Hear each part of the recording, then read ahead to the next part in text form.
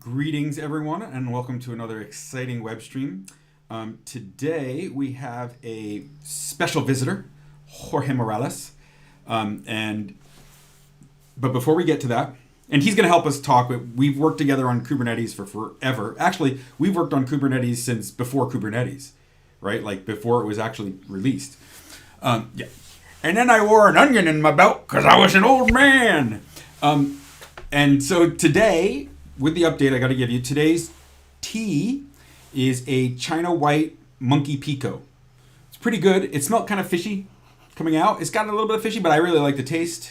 But then again, I kind of like fishy things now that I'm older. And then the weather for today is brilliant outside, but a little bit cold. Hence the jacket. I can take it off now, I think. And then, what else? I'm not going to do the bird cam. Too much going on with the bird cam if we do this whole thing. So I'm going to be monitoring the chat, though, to make sure that people can actually hear us, unlike last time. So if you can hear us, please put something, and you're here. Let's see, how many people do we actually have right now? Boop. Hold on one second. 0 views. No viewers. Woohoo! So we don't even know if this is really... Probably my fault. Probably. Yeah, where's Juan when we need him? Chat with me. Yeah. Come on, Juan. We need someone to be here. People away. Yeah. All right. So let's get to it. We hope that we're recording.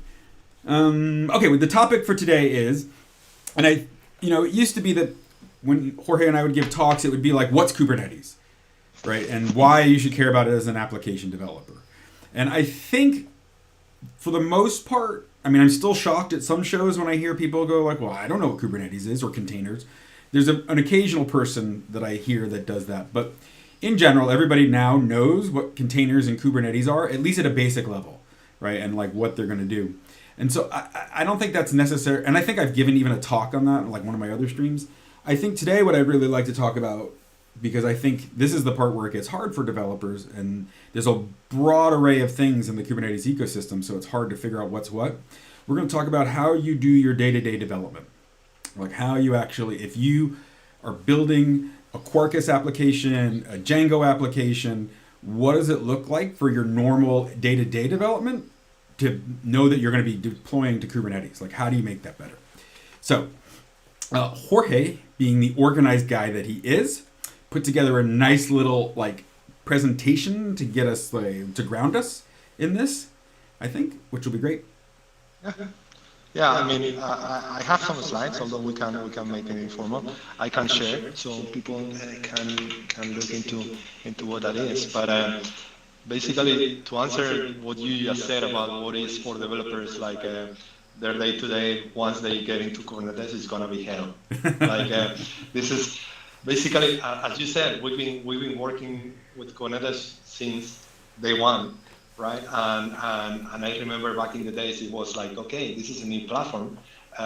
Obviously, it's gonna be difficult because nothing is ready on day one for a new platform to be ready for developers. But then this is 10 years after I know. Kubernetes was released. It's like, dude, this is still very complicated. I know. There is a lot of tools that makes things easier, but the promise is that one of the big challenges that in my mind is that responsibilities for developer have changed so much that we don't really understand, and we being old guys probably think developers are one type of person, which maybe is not true anymore. Those people that used to do code and just code alone. Kubernetes is hell for those, right? Because it's not. There is a lot of challenges. So I'm going to share my slides. And I want to say one thing. I want to say one thing though. I also think and Kelsey Hightower talked about this a while ago, but basically the deal is Kubernetes, even still to this day, is primarily a DevOps focused thing. Oh yeah. And unfortunately, what that means is I don't think people see money in making a better developer experience on top. And so there's way less, it seems like every week there's a new CNCF project that is something on the ops level, but you don't see much innovation at the I need to build apps on Kubernetes level. So I think that's Totally. unfortunate because it could be a lot easier than it is now if some people paid attention. But anyway, it is what it is. Let's go to your presentation. It is. It is. It is. So the thing is it's totally spot on. We started, if I can tell maybe to your audience, we started with Kubernetes with OpenShift, which was OpenShift version 2 was a PaaS, platform as a service. It was something like, give me your application and I will run it for you. So you give it the code and then OpenShift will run the application for you. So the experience for developers was quite simple because it's like, okay, here is my repository. I will just give me the URL for your repository and I gave you a URL back with where the application is running and hosted. So pretty easy. Magic. Pretty easy.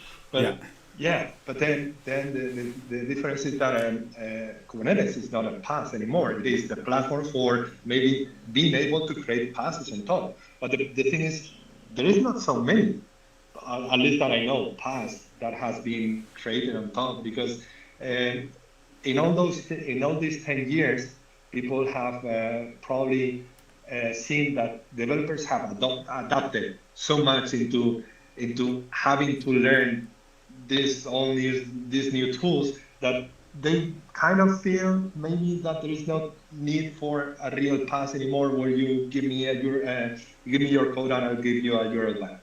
Also, the type of applications that can be run on Kubernetes sometimes are much more difficult than just give me a simple URL or give me a simple Git repository and I'll give you a URL back. Now you can run multiple type of applications, not just 12-factor type of applications, but also more complicated. So with that, I had, as you said, some slides which are kind of just guiding points for our chat. They are not really very interesting. Right. You didn't just sign up. You didn't just tune into a webinar. We're not going to suddenly just be. Yeah. There's not going to be slides the rest. There'll be there'll be demos and soon. So, I think the slides are just. Yeah. Go ahead and share. Yeah. I think. Let me see if I can share the slides. I will share the whole screen, but the problem is when I turn into slides, I might not see you anymore. Yeah, you won't. I'll have to just talk over you, which I don't have a problem doing. Yeah. Yeah. Okay. Fine. Okay. So tell me when you see my screen. I see me on your screen, and it's disturbing. Cool. Okay. So presentation. So there is. I've given a lot of talks on application development, basically because when at OpenShift our target audience was the developers, so we needed to try to convince developers that it was amazing. OpenShift kind of was easier, but then one of the what I try to use when talking to people is like the triangle of the complexities of Kubernetes application development. The first corner of this triangle is what cluster do I need to use? Obviously, when you are developing for Kubernetes, you need to use a Kubernetes cluster for your application to run, or else you will not be developing for Kubernetes. You will be developing as usual, and then somebody will take the responsibility of making that application run on Kubernetes. So the thing is, what cluster do I use? So typically, developers don't really want to mess with clusters. They typically are given or should be given like, hey, this cluster is like an operational type of concern. I'll give you a cluster access to a cluster. But developers would like to do everything on our own computer. So what I've seen more and more people, in fact, this is what I do is I spin up my little Kubernetes in my laptop. So with that, I can use tools like Kind, which is Kubernetes on Docker. So I run Kubernetes as a Docker container. It gives me a full kind of empty Kubernetes cluster. Or I can use MiniCube, which is also another similar project, which can give you a cluster in a virtual machine. But the problem is, I'm going to show demo MiniCube later. I mean, if you want to demo Kind, that's fine. But I want to show MiniCube and why it's good. But when we get to that, just look. No, that's fine. Yeah. So the thing is, fine. Even if you go to a hyperscaler like AWS or Google, you can get Kubernetes clusters. There is managed offerings like GKE or EKS, that you can go there with a few clicks or whatever, you get a cluster.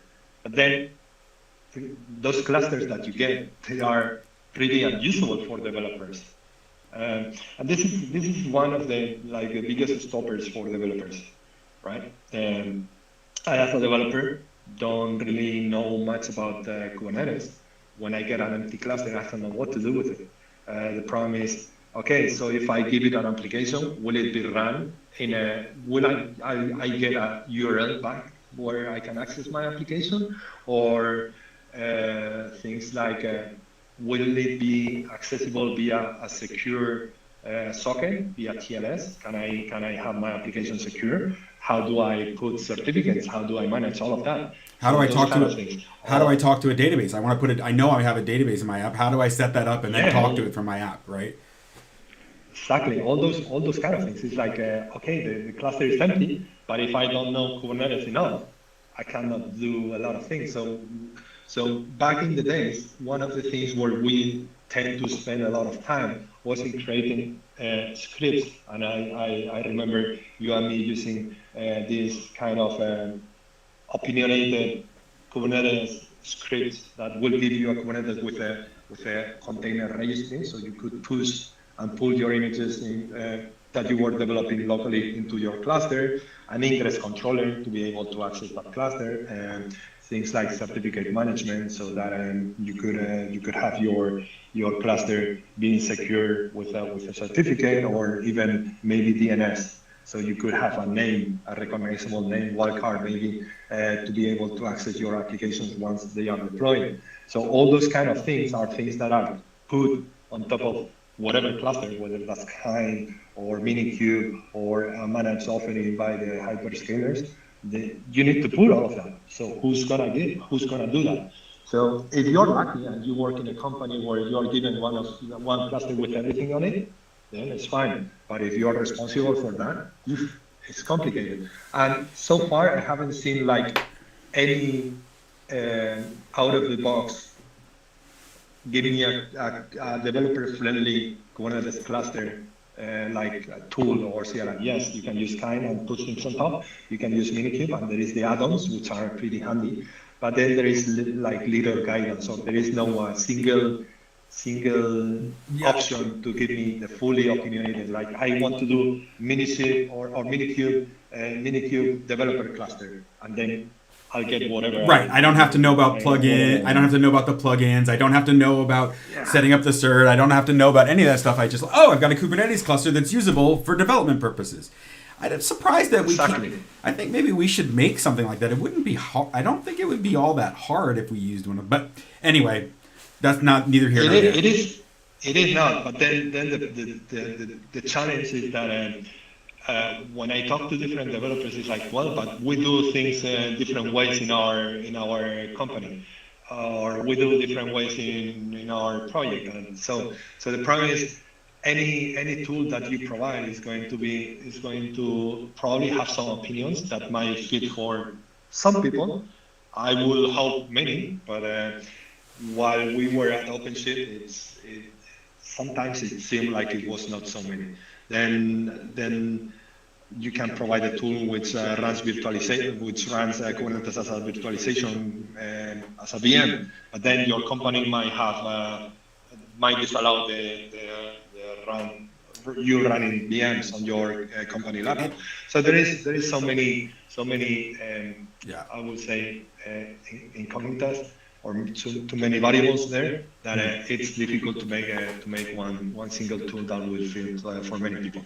I mean, there is tools, there is guidance, and if you look into Kind documentation or MiniCube documentation, there is some guidance on how to do things. I wish there was like at least maybe one option to give me an opinionated out of the box install, which shouldn't be complicated. Or even doc that's like MiniCube for application developers, because the doc is still focused on, is still like we said in the beginning, it's still ops focused, right? And so it uses words that I don't like.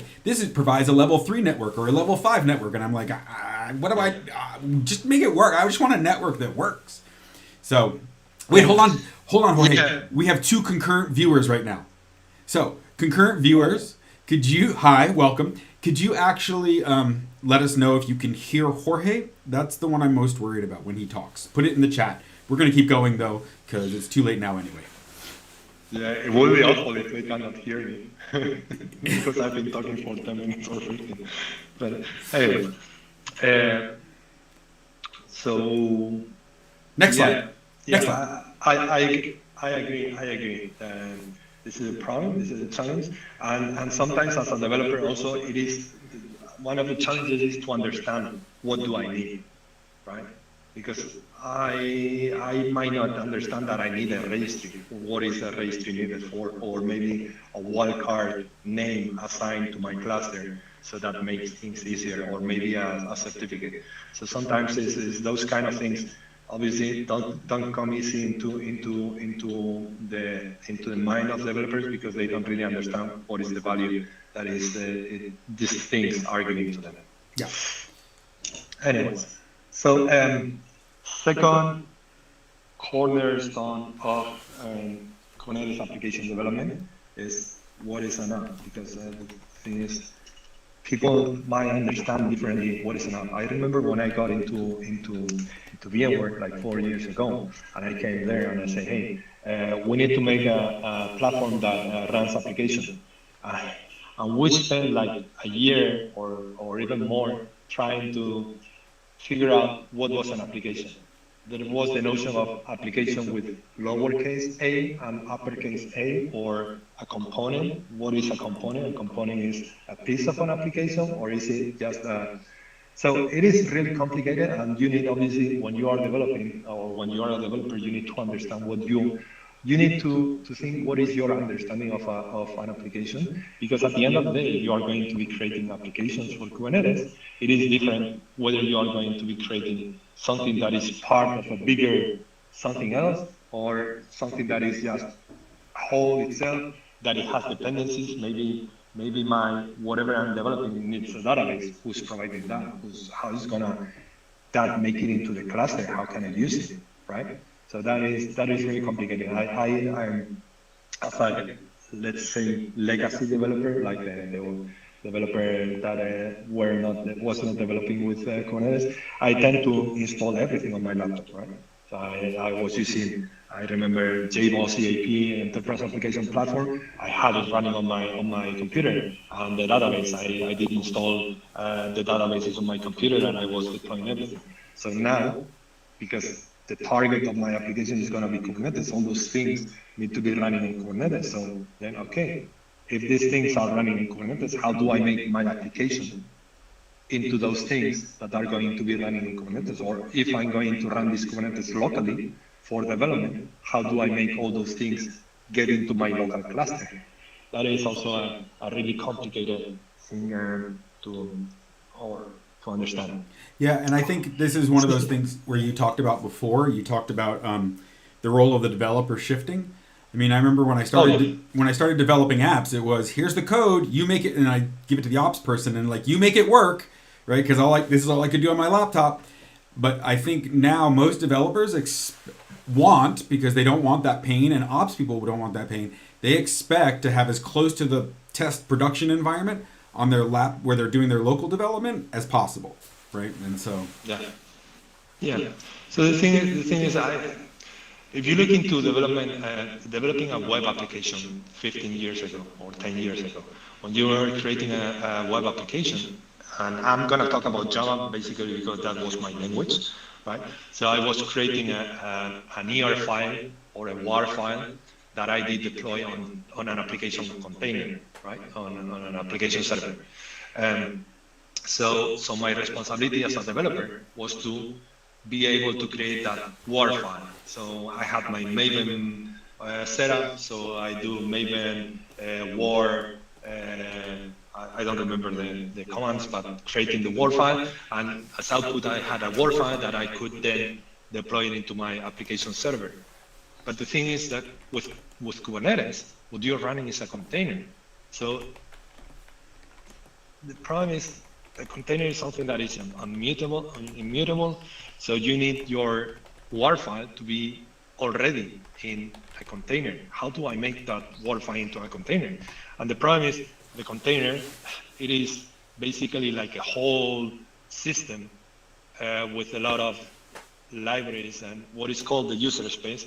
It's built into the container because at the end of the day, it's like a light kind of sandbox or VM.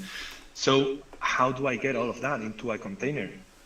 Do I know really what I'm doing? And this is where I see a lot of people struggling. And back in the days, we were just from Docker, whatever Docker file you find on the internet, I will put my application on top. Obviously, that was something that you shouldn't be doing security-wise, and you could be putting a lot of things. So one of the things is when you look into an application, and this is maybe a lowercase application, you have one or multiple containers.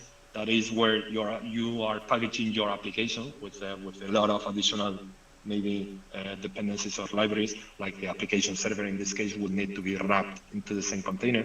But then you also have something that is called the resource descriptors, which is how these things are going to be deployed and running in Kubernetes. So you need a deployment, you need a service, you need maybe a PVC if you have a storage, you need maybe a config map for configurations or secrets for secret configuration or these kind of things. So you need to create those and you need to understand, or else somebody is giving them to you. How do I do them, right? I know Java, but I don't know any of these Kubernetes things. How do I create all of this? And it's YAML descriptors.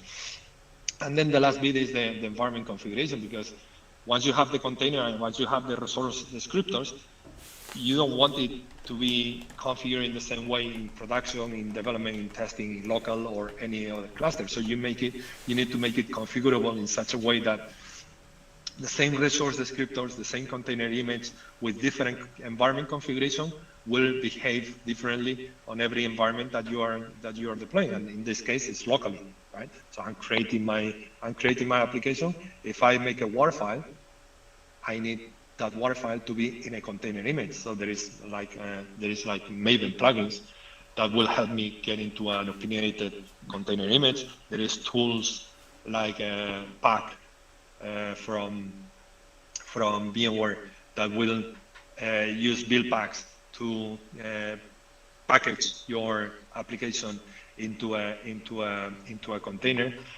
But then, okay, I got my container.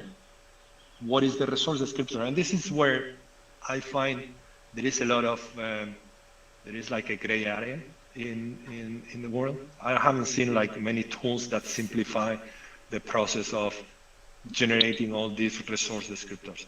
So there is something in Kubernetes. There is something called Knative, which is like the engine to run serverless type of applications that simplifies the process of give me something and I will give you a URL back.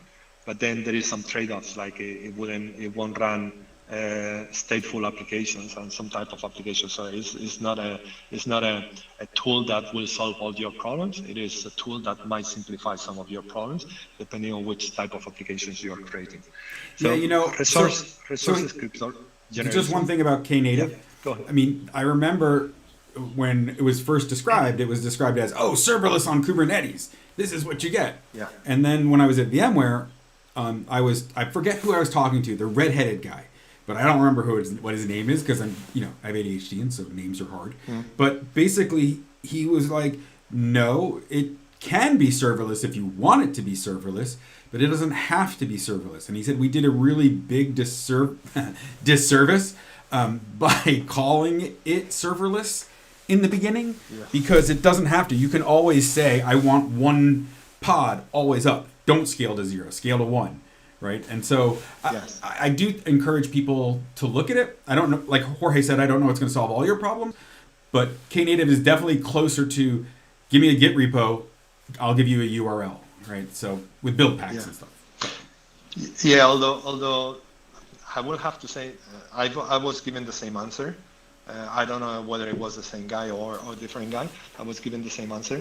And yes, but So yes, you can have one pod always up and running, but then there is a lot of other things that are built into the serving mechanism that is behind Knative to be able to access different pods that make maybe the application or accessing your application and all those type of things maybe not as you expected for a non-serverless type of application.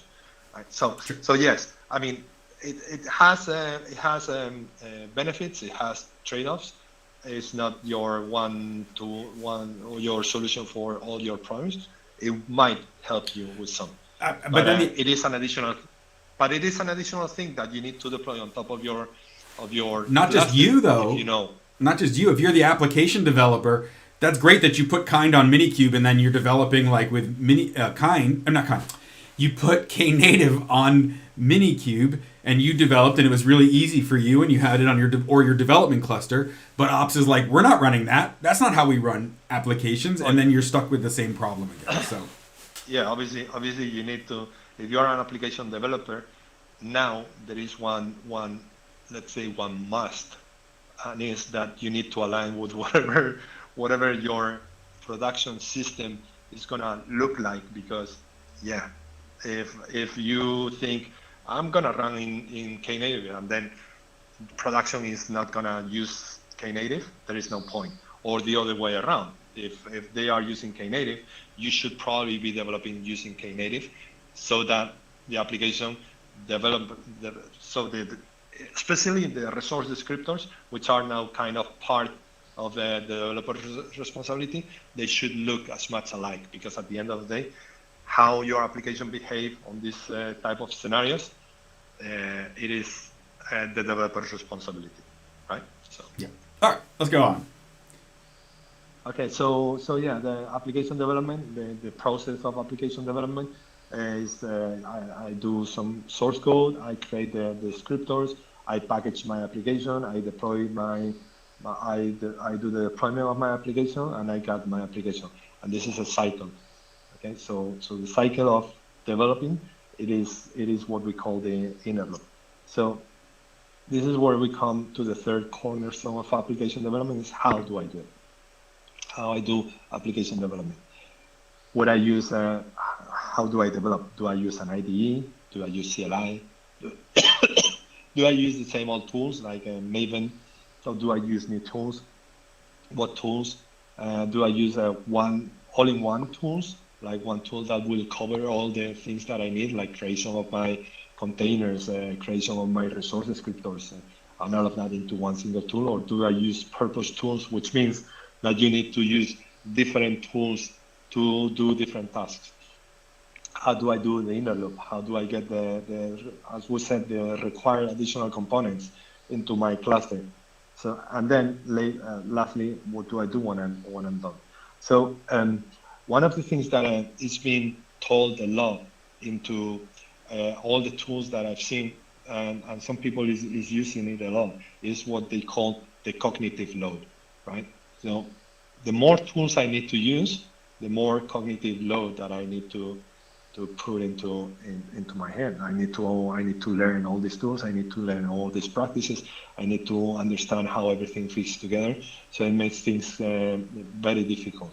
So ideally for developers, and especially for those developers that haven't born into the Kubernetes age, that we used to do things differently, there is a big cognitive load into us to learn all these new things, and there is so many of them. So typically development, there is like 2 cycles, inner loop, which is where you test, build, and code. And once you are done with your application, so you can repeat this cycle over and over and over. When you are done, what you do is you push into a source code repository, and then there is the outer loop, which is the integration of that code into your software delivery lifecycle. So it will build your applications and go through test, integration, deploy, release, and all of that.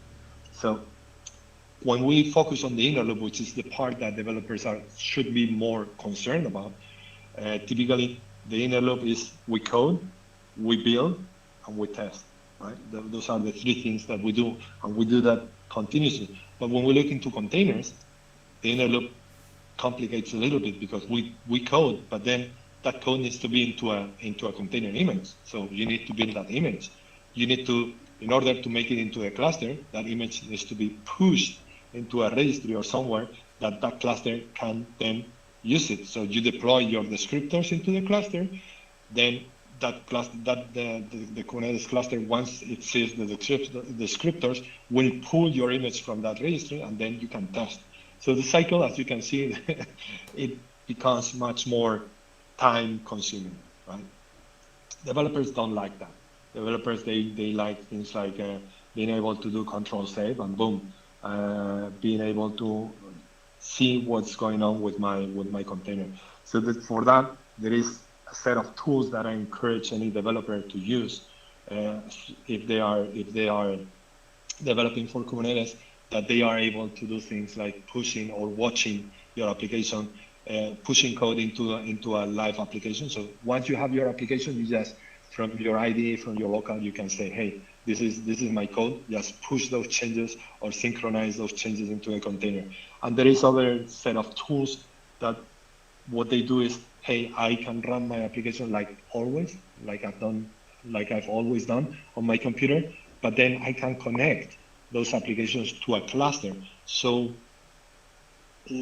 like if they were deployed into a cluster. So there is like a network connection between your cluster and your local IDE or processes.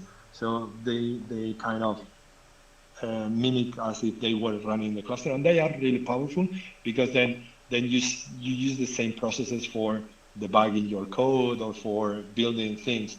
The problem is that obviously you still, as developer, you still need to care not only about your iterative development cycle, but also all those other tasks that we've talked about creating all those resource descriptors, being able to understand what the container will be, what will be in the container, and all of that. But for this inner loop cycle, these tools are quite powerful, and I will talk a little bit about these tools. So this is what the triangle it is for application developers, are the things that typically they will need to be concerned about, right? So when we talk about clusters, there is different tools.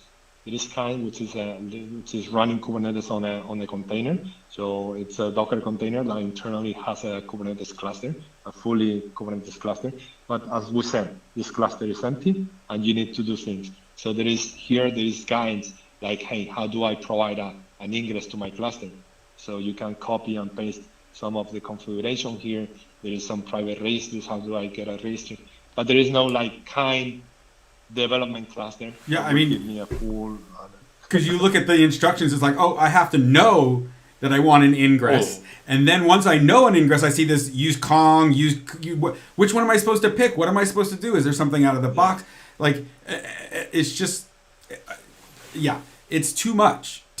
It's too much. I mean, I understand why you would want to give that flexibility to people, right? Because like you said before, every company is special snowflake, got to do something certain ways.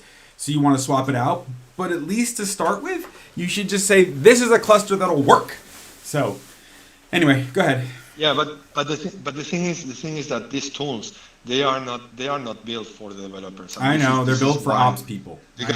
Because I did back in the day, I did open an issue in Kind, asking for this kind of things, like being able to start and stop the cluster. Because to me, like starting and stopping clusters, it is a really powerful functionality for whenever you are running clusters locally.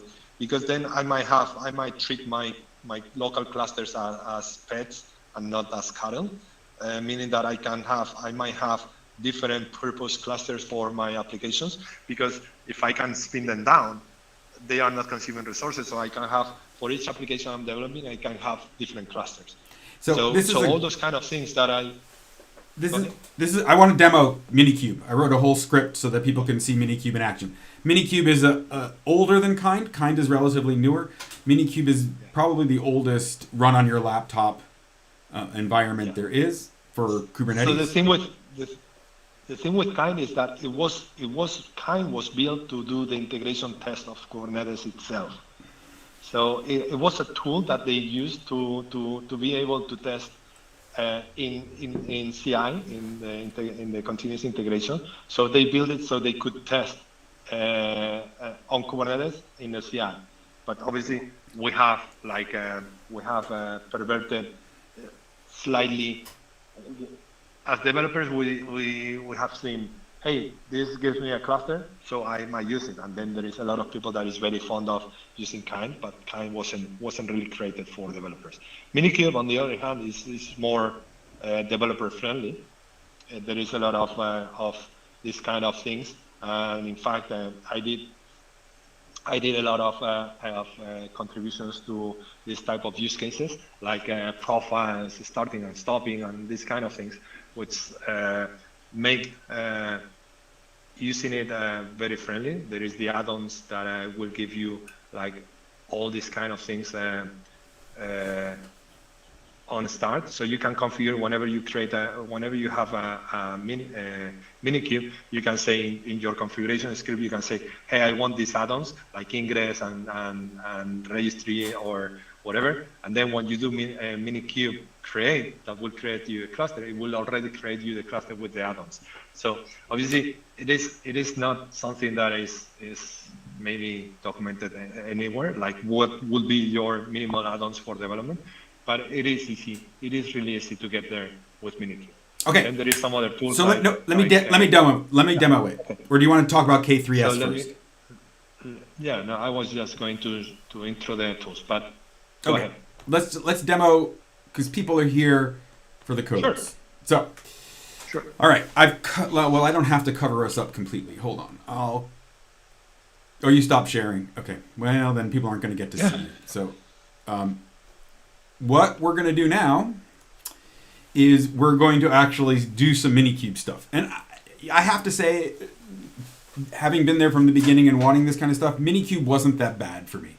Like in terms of getting things going, and it's just not as bad as things used to be. So you download, basically all you have to do is download the binary. It's a binary.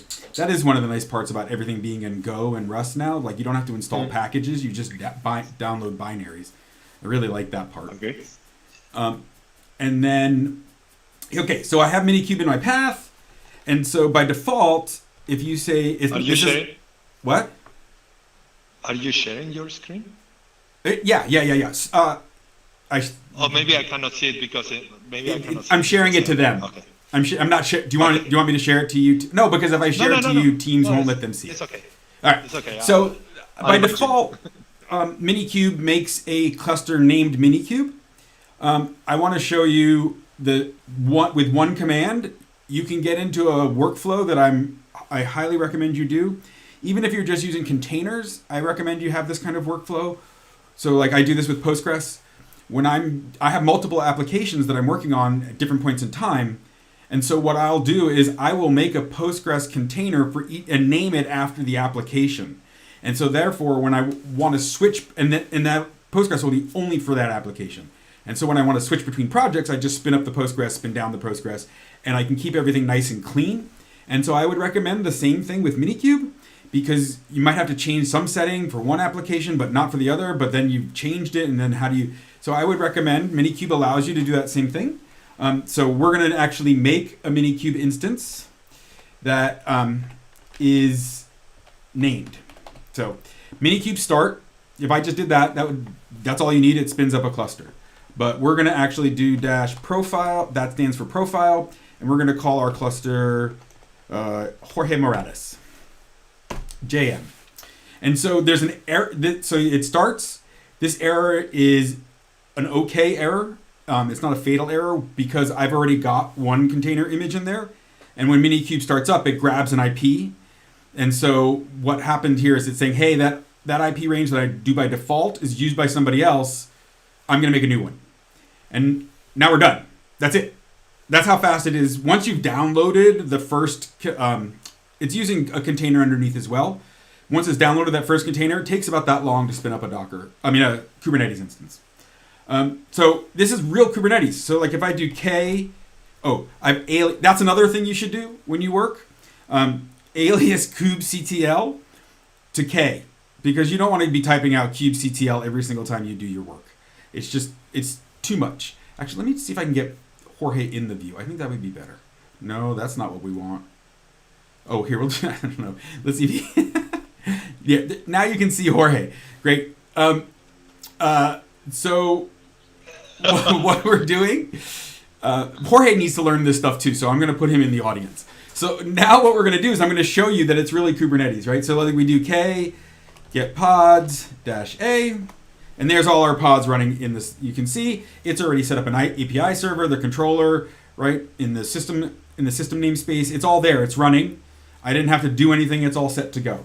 And actually, one of the other nice things it does, they do it for ops people, but it's really helpful for us too, is it actually alters your kube config to make that K9, the Kubernetes cluster you just spun up, the default context. So if I do less home .cube config, you can see there is a cluster named JM for Jorge Morales, right? And that is the default context, right? And so it is the one that it's going to start up. The current context is JM. So I didn't have to touch anything. I didn't have to play with certs. I didn't have to do anything at all. It went and did all that stuff that it needs to do with a kube config to make it work with the kubectl. So I love that part in and of itself. That's awesome by itself. The next part is, and this is something Jorge has to take responsibility for, is Jorge, one time we were troubleshooting something together and he's like, okay, turn on K9S. And I was like, what is that?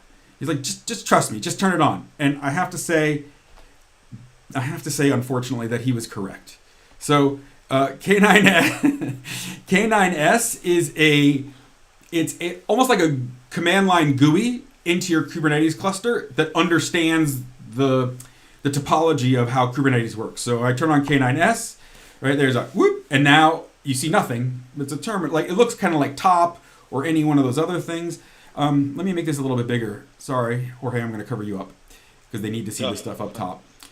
So it's not showing us any. It says here I'm showing pods, right? It tells you what cluster you're on, what Kubernetes version you're on, and you don't see any pods. You're like, what's going on? Well, if you want to see all, you hit 0, and there's all the same pods we saw before, right? And so like there's all the ones that we saw on the other one. But the nice part here is I'm like, oh, this if like a pod has a problem or something, or I just want to see something about that pod. Let's go to the API server. You hit enter, and now you're into the containers in that pod, right? It knows that, oh, you want to go into the containers. Right, and it's only got one container in there, and it tells you all the information about that. You want to see the logs of the container, you press L, and there's the logs of that container, right? And so it makes it, oh, and then you can go back up just by hitting escape, right? Or let's say we want to hit see the deployments. You hit, oh, okay, so they took a definite stance in the VI versus Emacs Holy War. And so you need to know that when you want to type something, you actually have to hit : just like you do in VI when you want to go into edit mode. But once you've done that, you can, what happened here? Okay, I want to look at deployments. So it actually also knows how to tab complete stuff, which is freaking awesome. So you hit deployments, and there we can see, oh, coordinate DNS is a deployment. And then you can go into that, and you can see the pods, and then you can go all the way down. I forget what, you can click on the container, and it shows you the log as well. It's auto-scrolling now, right? So it's just really nice. I highly recommend, as an application developer, you put K9S, it's just another binary. You just put it on your machine, and you use it to do a lot of the interactions with your machine. Jorge, can you run I don't remember. Can you run kubectl commands from within K9S? No. Okay, so it's just view only. Not that I know, but what I do is I typically split the screen. Right, and have But so you hit one really interesting point is like, hey, these are binaries. The thing is with Kubernetes development, you have a ton of binaries that you need for to sure, add. For sure. There's some. Yes, there is just binaries, but there is so many tools because then the thing, there is no, as we were talking, there is no one single tool that will solve all your problems. Right. Minishift or sorry, Minikube or Minikube can probably solve a lot of your cluster, what cluster and what should be in the cluster. Like there is a, if you do Minikube add-ons list, you can see there is a list of a long list of add-ons there that will install things like a registry or multiple ingress controllers or even a dashboard if you want to have the dashboard installed, or what else, Metal V to get a ingress or a registry. So those kind of things, or storage provisioning, those kind of things are helpful for developers, but there is no like Minikube add-on developer environment. Yeah, I agree. Which is what I think we did, like in our own scripts, and this is probably what most companies they are doing. They are trying to wrap what they need for local development into one single script that will give them the cluster with everything set up. Because at the end of the day, typically developers, they tend to be in a team where there is somebody that knows more, or maybe they get into contact with the operational team and it's like, hey, this is the clusters, the opinionated clusters that you need to use to be aligned maybe with our production or with our practices or whatever, and these commands or these scripts will get you there. So hopefully for most developers that work in companies that they use Kubernetes, that problem is solved, maybe in conjunction with this ops team or this like full stack or team lead that is more like more knowledgeable on this type of things. But if you are like new to Kubernetes and you don't have such a person, you can be in like a difficult spot. Right? And the thing you talk about all those binaries. First of all, you have to know that that binary solves the functionality that you want, right? Like I didn't know about K9S. Now that I see it, I'm like, this is awesome. But it's only because Jorge said spin it up that I actually know about it, right? And then the thing is, well, this doesn't apply to K9S because it's a different interface, but a lot of the CLIs, they'll use different patterns for their commands, right? And so you're constantly trying to switch, like, wait, do I put the verb first or do I put and is it a slash what? Like you saw with Minikube, I wanted to call it -n. It's the name of my cluster, right? But you can't because you can actually use Minikube to talk as kubectl, so -n is already taken. But I didn't know and they call it a profile. And I'm like, what's a profile? I don't know what that means. So that part I find really confusing, is all the different ways that the binaries, finding the binaries and then knowing how they work. So anyway. Yeah, and this is coming back to what I mentioned before, the cognitive load of all these tools. Like everyone works in a different way, but the problem is because many tools, they come from different angles into the problem, right?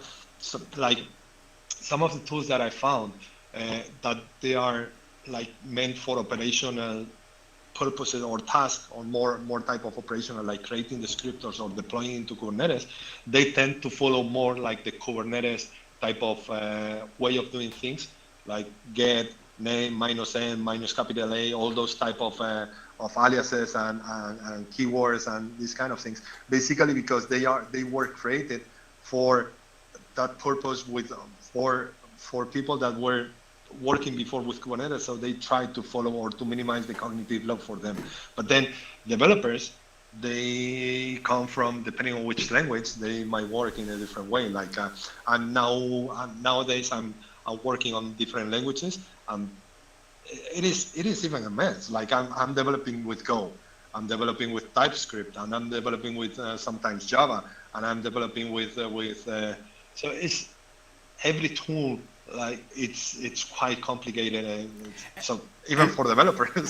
Yeah, I know. And the other thing that I really gets me with the complication, and this was, how I feel about this kind of stuff, is that they would use different names for the same things, right? Oh, yeah. Like you switch tools and you're like, what is this thing you're talking about? How does that correspond to what I already have in my head? How do I grasp it? And you're like, I have no idea what the profile is. Why would I know that it's called a profile here? Like, and so it's really like, why doesn't it like -c cluster or something like that, or -- cluster? Don't give a -c, just do -- cluster name, cluster -name, something a little bit more obvious. Anyway, so this is one of the problems you're going to run into the tooling. I think my advice on that one is do some testing, see which tools you or your team likes, and then stick to those for a while until you need something else. Like just standardize. Everybody should standardize on the tools that they're using to interact with Kubernetes until they need something else. That's I agree that standardizing is like for team success is key. For individual developers, one of the things that I found is that they don't like standardization because then they are like kind of constrained to this, because, and this is something that I've seen lately more and more. Like back in the days, developers were more like loyal maybe to companies, to languages and practices. Now it's like, if we know about these things, we got more possibilities. We can progress fastly. We can get different jobs, more paid, better paid, and all those kind of things. So they want to know more, and it's like, no, I don't want to be locked into this tool, because I understand that it's good for the team, but fuck no, it's not good for me as an individual. And, right, it's not the hot new tool or the hot new language, and so the best example I have of that is like the JavaScript build system for the longest time. It was like packaging system, like every couple of weeks it was a new packaging system that was Yarn, Gulp. There was just so many. Anyway, but it happens in the Kubernetes space as well. And what happens is you have the addition of new languages and all that other stuff before, plus the innovations in Kubernetes that happens. But my advice again, if you can get everybody to agree, pick a suite, stick with it as a team, it'll be easier. Or even for you, because like I am one of those people who gets caught up in like, what's the best tool? And so I'll spend like days trying to figure out which one's best, and it's not really worth the extra effort. Find one that makes sense to you, and then use it until it doesn't work for you anymore, is my advice. So So if I were to give advice to a company, would be like, if you have an ops team, give them access to clusters that they can just not worry about at all. Like, right. Don't even make them think about the clusters. But obviously that has a cost, and that is something that sometimes it's like, I'm not gonna have a cluster up and running always for these developers. You know how much money is that? Like it's $1,000 for a month or for a cluster. So I understand that there is huge benefit into having your local development, your local cluster running locally, Minikube or Kind or whatever, KTBS or any tool that gives you the cluster. So yes, if you are not going to be spending money for your developers, giving them those environments so they don't need to worry about, at least help them, like, hey, this is a script that will get you the cluster with everything you need to be aligned maybe with our clusters. So then you can focus on the other tasks. Don't never need to worry about getting your cluster. So they just do whatever script up or create, and you get the cluster down, and they delete the cluster, and make those clusters also like recyclable, maybe, and fast. So they can spin them up and spin them down, and maybe have multiple instances.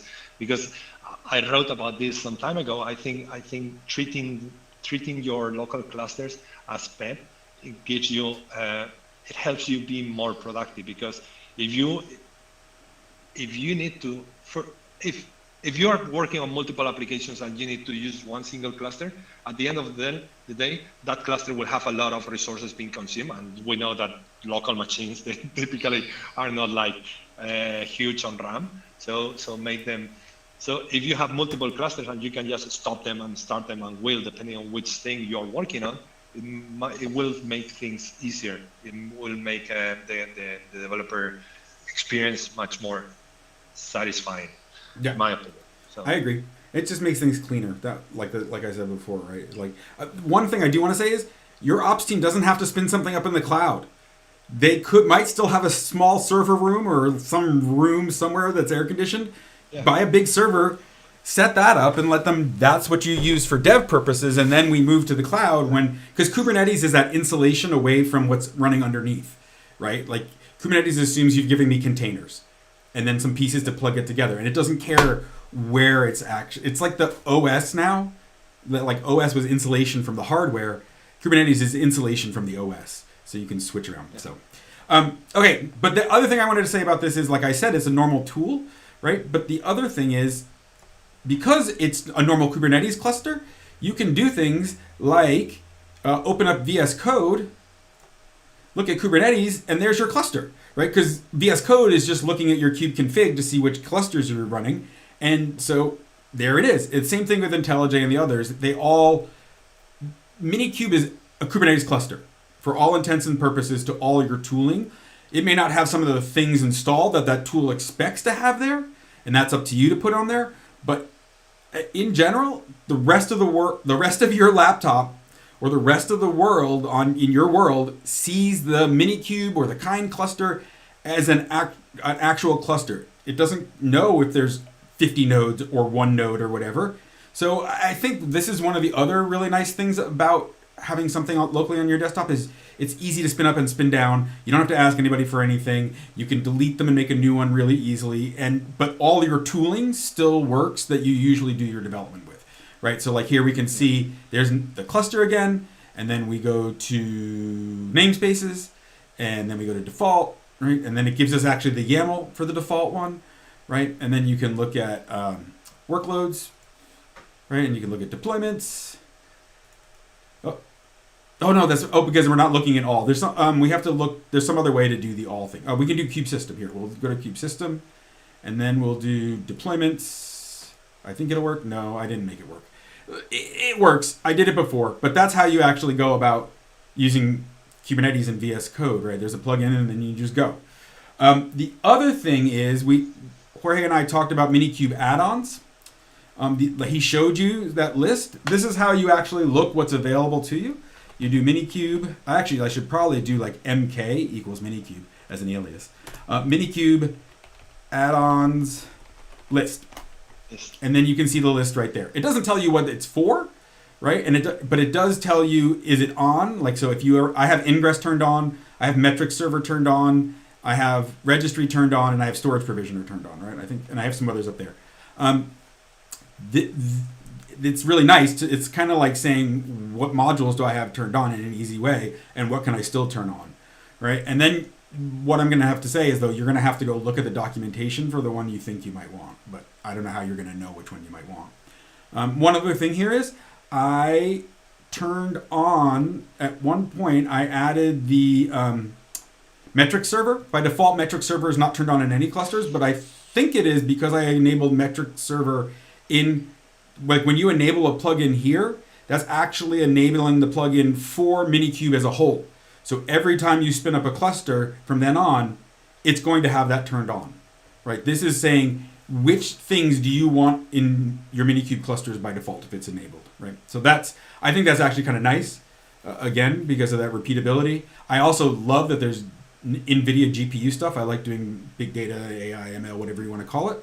And you can actually do GPU pass-through, even though it's a MiniCube cluster. So I think that's pretty amazing. I haven't tried it yet. We'll see how amazing it is once I actually try it.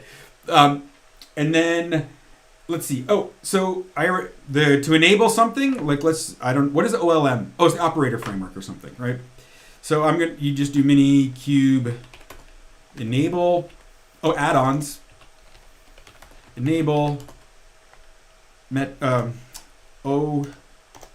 I'll learn how to type someday. OLM. But it's enabled. That's all it is, right? So, and now whenever I spin it up, and you can disable it or whatever. Again, I think let's just see if it's just disable. I didn't try that part, but I like doing things live. There used to be an apply command or something like that for the add-ons, which it doesn't seem to be anymore. That allow you to like enable and apply the add-on on your running cluster, because With enabling, what you do is what you are doing is you are tweaking the configuration file so that whenever your cluster is bootstrapped, is created, it will install all those things. So that only happens on cluster creation. So it used to be possible. No, I think it's probably still there. I still think there is something to do it on a working cluster. I've been looking at the options, and it doesn't. You did, and you didn't see it. Like that. Okay. But probably because now it's some configuration and addition. Most of the add-ons might need additional configuration, so it's difficult to do it after the fact. Yeah, so maybe you need that's true, because how they integrate with the like you're going to rip out the network and put a completely new network in. No, because it's so easy to make these clusters and delete them. Just delete your old cluster and make a new one with the other thing enabled. Disable the one you don't want to try, and then turn it on. Like, I'm really curious about KubeVirt. It's super easy for me to just try it out this way. All right, then we're going to do some. I want to show. Do I want to do it? Oh, yes. I want to actually. So this is for app devs. I want to actually, since we're talking about app devs, I want to actually show how you could run a container inside of it, like your own container, not just an empty server. So we're going to first create a namespace. So we say k ns stream. Oh. Okay, create namespace. Yeah, what is it? Dash namespace? Create. No, you need to create namespace. I didn't. It's right there in my script. I always try things out beforehand just so that I don't. And so I usually put it in a script because I should have copied and pasted this, but because then there's no typo. But there, I've created a namespace in our MiniCube cluster, and now I'm going to copy from now on. I'm going to change our kube config because I hate typing this over and over again. I'm going to set stream to be our default namespace and context. And then I'm going to create a deployment. Right? The simplest deployment I could think of that actually does something interesting, which is deploy the Docker, the Apache HTTPD instance. So I created a deployment, I named it the web, and I said, use this image, which is Docker.io Apache image, right? And then because I want to actually see it and play with it, I have to expose something that lets me see it inside the Kubernetes cluster, inside my MiniCube, because by default, MiniCube doesn't share anything except for the API server. So we're going to do a node port. This is what I saw in the instructions, and it worked at least once. We'll see if it works today too. So we're expose, where the deployment, the one named the web, we're going to do a node port, and we're going to say it's on port 8080. Right? And so that's it. Right? So now, and these are the same commands you could use in your own Kubernetes cluster. I'm not doing anything specific to MiniCube here. Now is when it gets, I forgot. There's a way to, I didn't put it in the script. Do you remember the MiniCube command to like see the service? It's like MiniCube the service name, I think. MiniCube IP? What you want? Or? No, there's another one that like, you just say that one command and it pops up the web page with that port you just opened for the service. Do you remember? Okay, well, while you do that, here it is. I got it. Sorry. I don't know why I did that. I put them in the wrong order. MiniCube service. Yeah, it's MiniCube service. You can see all the services that MiniCube has enabled on the machine. I actually had it. I just forgot. See, this is another one of those naming things. Like, how am I supposed to know that, like, to expose the anyway, MiniCube service list, right? Oh, but what's the problem there? I forgot to put the profile in. So our -p jm. There we go. And so there's the services running. There we can see our web app is running on 8080. Here's the URL. And so then what you're supposed to be able to do is say, and it sometimes works, MiniCube service, and then you name this, whatever the name of that service is. So you have to say again the profile. So we'll call it the web -p jm. Well, it was not found in the default namespace. So I thought I had set the context. We actually have to set the context here. So the namespace is stream.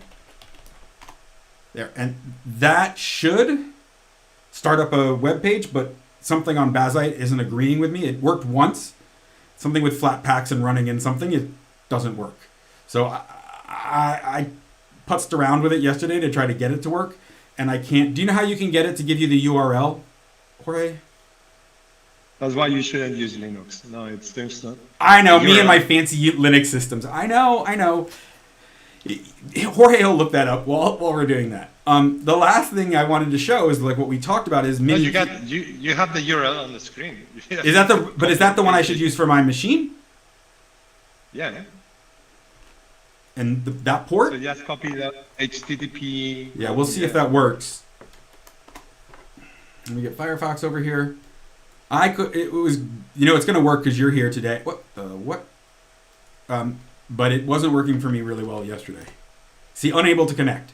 And if I change that to, let's see if it works if I change it to 8080. Yeah, it doesn't work. If you have a node port, it shouldn't. I mean, that should be a point. But I know. There's something going on, and I don't know what it is. So it should have worked. I blame my operating system. And this is why you need like ops people to help you set up your local clusters and all the scripts and everything. Yeah. Because then, obviously, if you're running Windows, if you're running Mac, if you're running ARM or Intel, yeah. It's so I think one of the other things is, and this is, I think one of the things is because I didn't want to try to figure it out because really I don't like setting up Kubernetes clusters. Like it's actually a dreaded task for me. And it's why I love that DevOps people love running that stuff because they can do it and they can do it well. I should have enabled an ingress, right, and set up an ingress, and then I could hit it normally. This is like some sort of shortcut to do a node port to do the.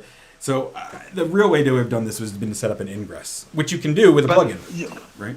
But you're touching an interesting point. I don't know how long we can chat, but you're touching an interesting point, which is. Most of the documentation I've seen for developers, they recommend to use a node port when to me, this is like, I will never do that. I will always expect to have an ingress. Obviously, I know how to set up an ingress, but what I will expect is as a developer that you have an ingress available in your cluster. So my recommendation to a developer will be, hey, you need to have a cluster with ingress enabled so that you just give a URL and boom, it will work. These node port things, it's like. But and that's one of the other things. Like, I think this used a node port. I think it's going to be very rare that on a production cluster you're going to use a node port to explain, right? Because you want it to be able to move between different nodes and all that other stuff. So, So if you want to get your local environment to mirror what's happening in your test environment and your production environment, you're going to want an ingress, right, and do it the right way. So just take a few extra minutes, call up Jorge, say, hey Jorge, how do I set up the ingress, set it up, and then when you demo it to people, it'll actually work. There's instructions. Again, networking, I hate it. So, but I am proud of myself that I figured out how to do all the CNAME and ANAME stuff for TechRaven Consulting. I'm very proud of myself for that. Okay. So the last thing that we can actually do here is we can say MiniCube stop -p JM. And so that's it, right? And so now it's going to shut that down and it's not running anymore. And then I can come back a week later and tell it to start JM again. Or I'll show you how we see all the ones that are there, right? Then we just say MiniCube MiniCube. Where do I say that? It's list. No. MiniCube. What is it? List. Profile list, I guess. I think it was list. No, I'm messing something up. Profile list. Profile. Yeah. Yeah, I think that's probably the problem. Yeah. See again. Okay. Anyway, so here's the one you can see that I used for testing yesterday, and then here's the one that gets spun up by default.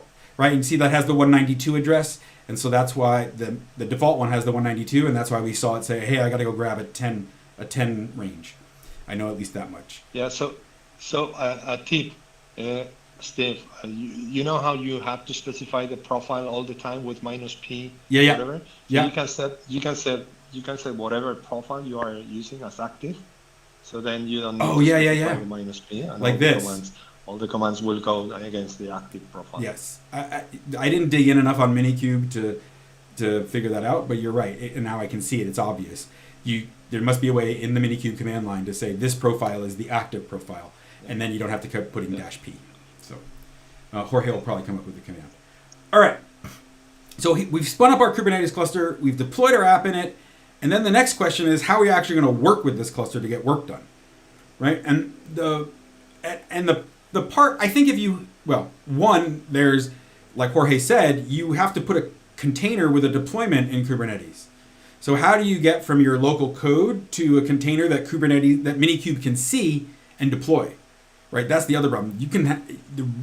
And then it gets into like certs and stuff like that. So I didn't play around with the registry stuff. I'm going to be calling Jorge later this week to say, how do I set up a local registry? If you don't set up a local registry that Minikube can see, you're going to have to put something in like GitHub Container Registry or Docker Hub or something, or internal company one, and then the deployment's going to pull from that instead, which is much slower. Yeah, it's not convenient at all, because then you need to push and pull from whatever. I agree. That registry is. I agree. I mean, the nice part of this now is that containers have layers, so it should only be pulling the little bit of code that you changed every time you do this, but still, it's a pain in the butt. So maybe if you invite me to another stream, what I can do is I can show an opinionated. Oh yeah. Like a Minikube opinionated development profile with all the tools on how to develop one sample application with all the inner loop cycle like we used to do back in the days. So I can get that ready for another stream if you invite me, because I enjoyed today being here with you. So it's fun. I like streaming. I think that's a great idea for that stream, another stream, folks.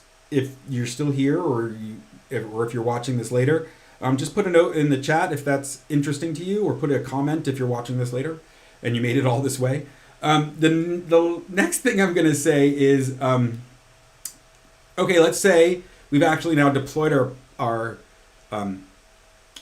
container to Kubernetes. The deployment's running, but that deployment, your app actually needs to talk to a database that's running in Kubernetes, right? And so there's a couple options. One, you can expose the node port again for your database so your local machine can see it. I don't like that option because that's definitely not what's going to happen in production.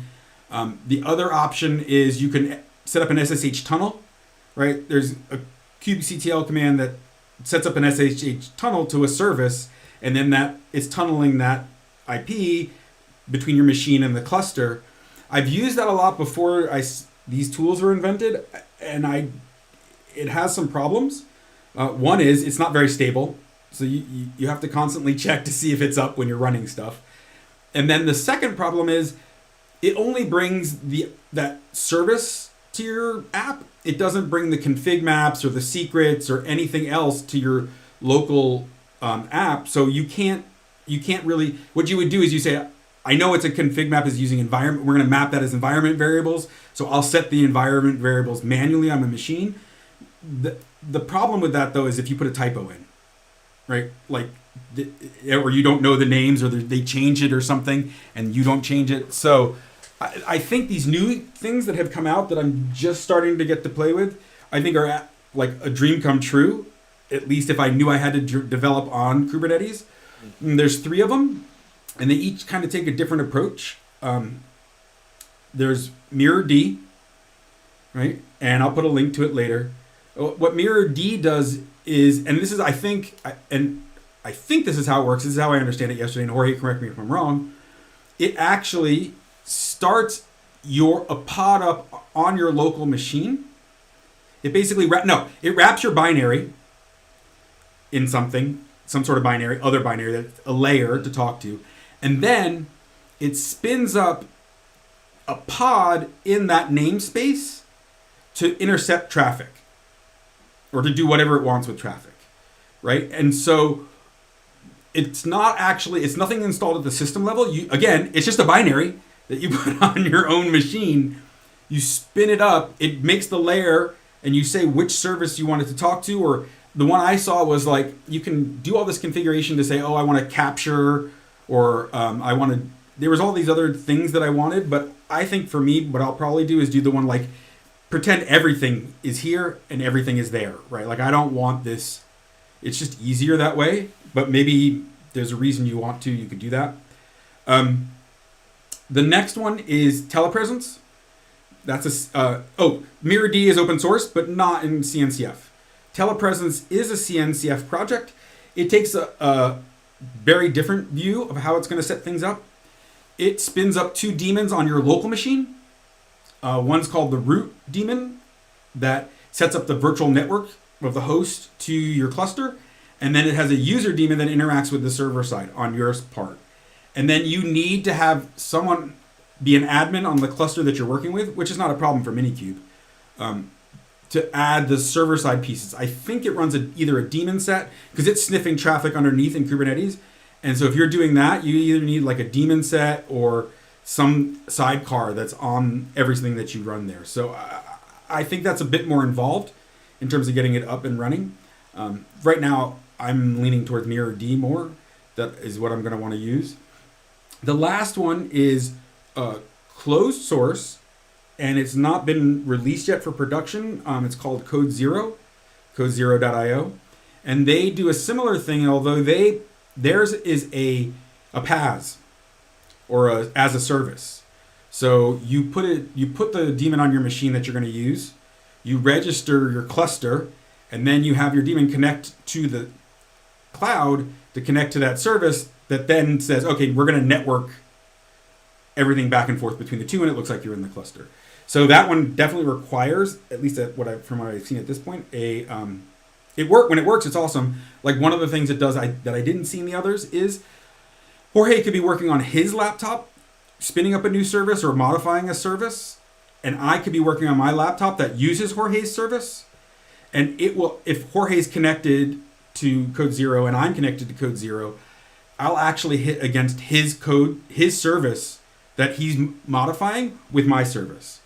So we can go back and collaborate back and forth with each other in real time, which I think would be huge. We'll see I would like to see how that evolves when they actually go to production with it.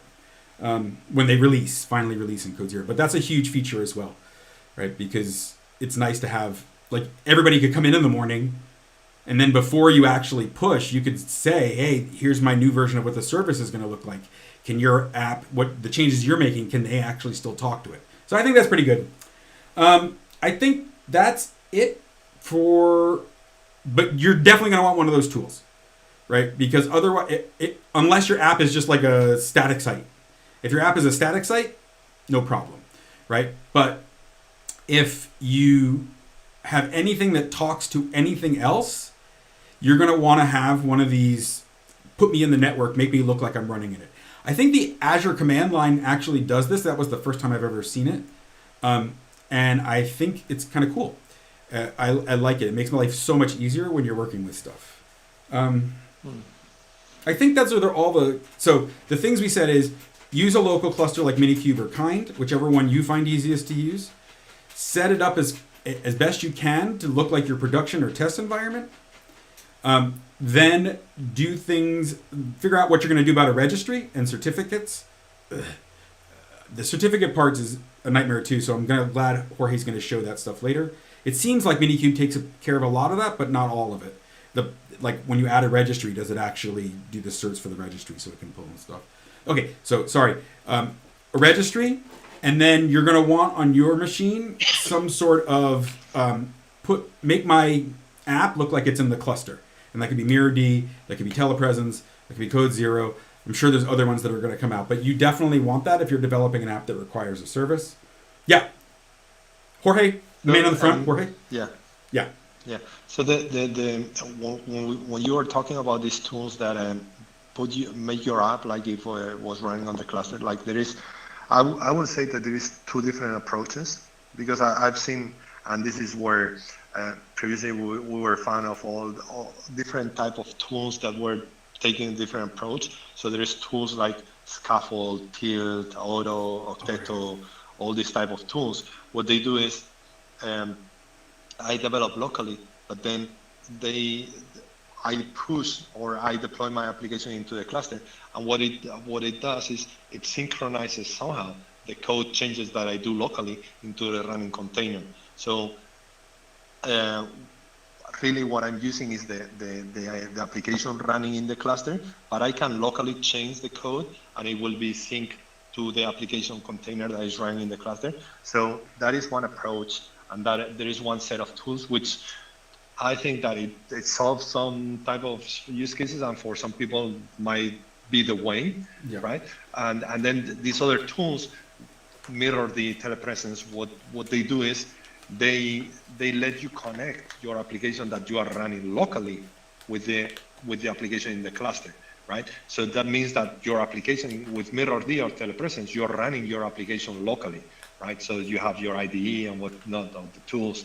But then there is one difference, and is while your application is running locally, right? It is running on your computer. Mirror, for example, what it's doing is capturing the traffic that will be sent to the application, and then it connects the in and out of your application in the cluster with the in and out of your application locally, right? But the problem is your application that is running locally, it is not really running in a container in the way we should be running with the libraries. So there is, people need to understand the difference between these tools, and maybe there is like for different tasks I will use, depending on what I'm doing, I will use one tool or I will use the other. I will never probably say like this is the tool you should be using, rather that for these tasks, this type of tools maybe will help you more because they are faster. You can use like for debugging, for example, might help you much easier to use things like mirror. But then for being able to create something that is gonna be more close to whatever production, and to understand what should be in the container, because at the end of the day, it's not just the application you are developing, it's also the rest of the fucking container. Sorry. It's okay.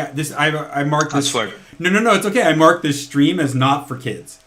So. Okay, good. So for those other tools, there is this other like set of tools: Skaffold, Tilt, Octeto, Auto. There is a bunch of them.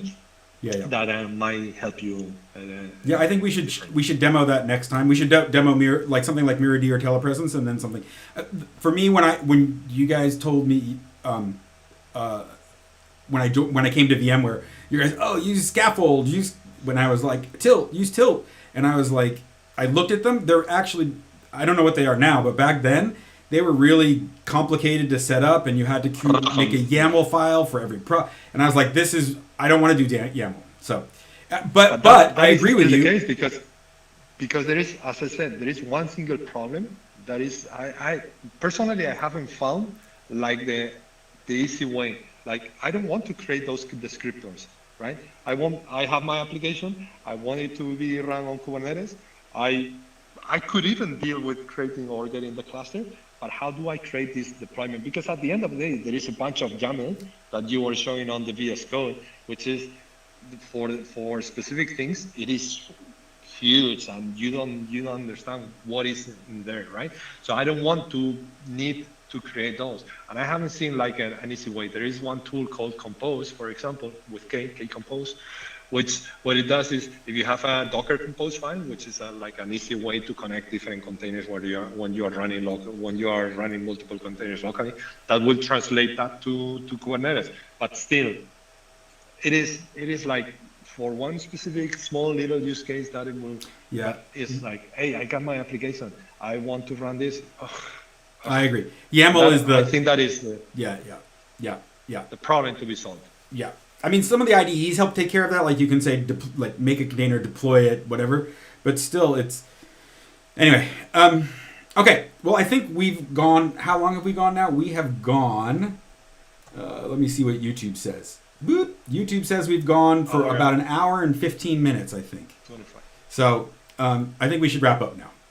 And what I'll probably sure.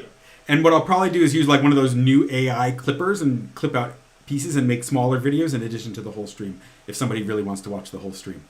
So But I think that's a great idea about actually showing hands-on, like setting up an environment all the way through rather than just what I showed. So.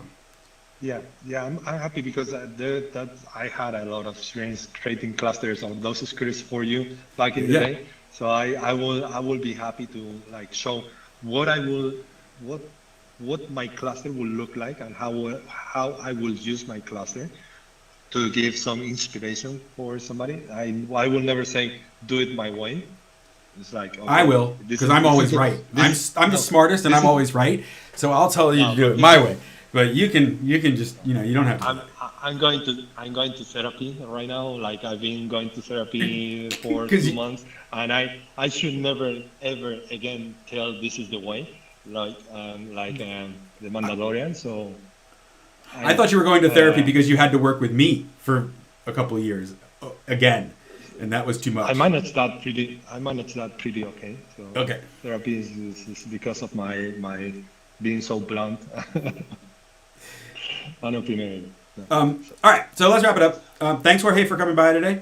And we'll stream in 2 weeks. I don't know if we're going to do the Kubernetes setup in 2 weeks or not, but I'll see all you folks let me hope it on the home screen. I'll see all you folks 2 weeks later. Thank you. Bye. Yeah, bye.